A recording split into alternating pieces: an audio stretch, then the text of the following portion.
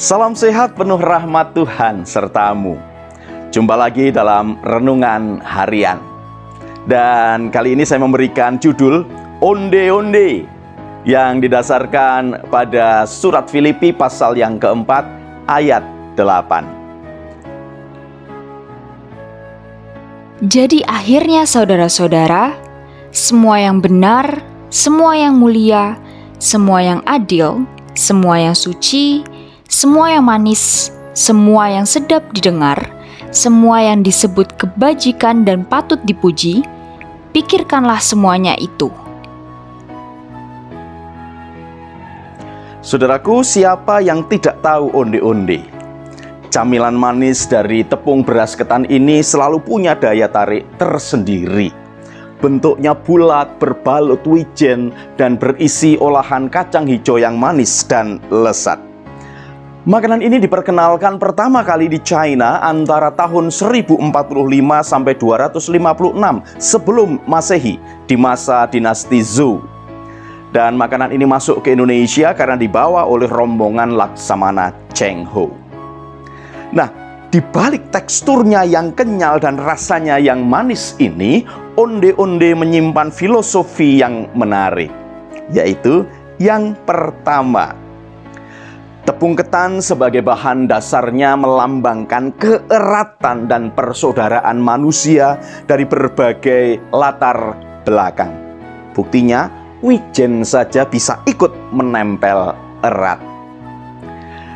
Kedua, warnanya yang kuning keemasan dan berbalut wijen melambangkan harapan untuk kehidupan yang lebih baik.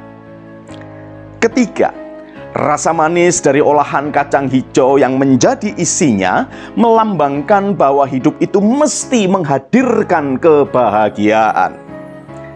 Yang keempat, bentuknya yang bulat namun tidak sempurna melambangkan kehidupan yang harus selalu bergulir walaupun harus melalui perjalanan yang tidak rata.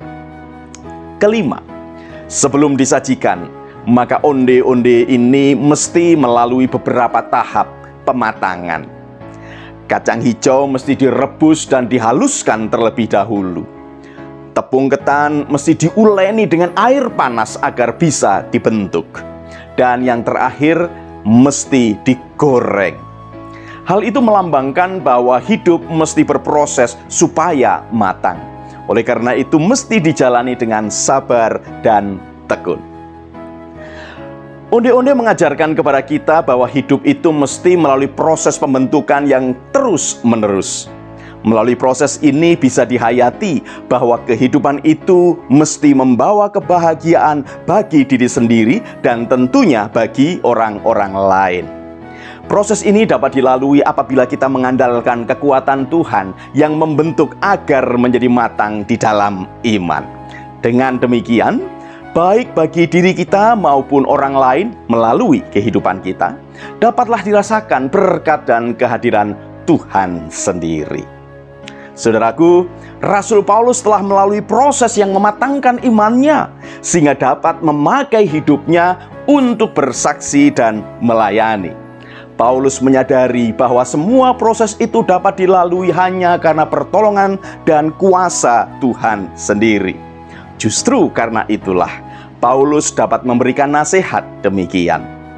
Jadi akhirnya saudara-saudara, semua yang benar, semua yang mulia, semua yang adil, semua yang suci, semua yang manis, semua yang sedap didengar, semua yang disebut kebajikan dan patut dipuji, pikirkanlah semuanya itu.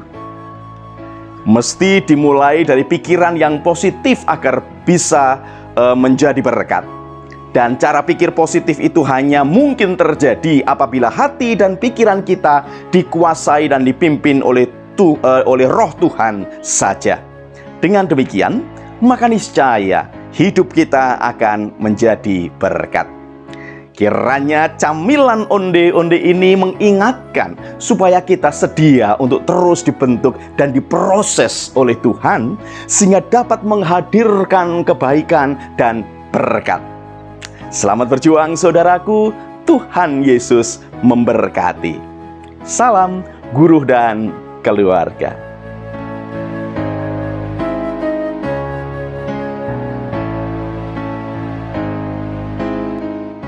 Saudaraku, mari kita berdoa.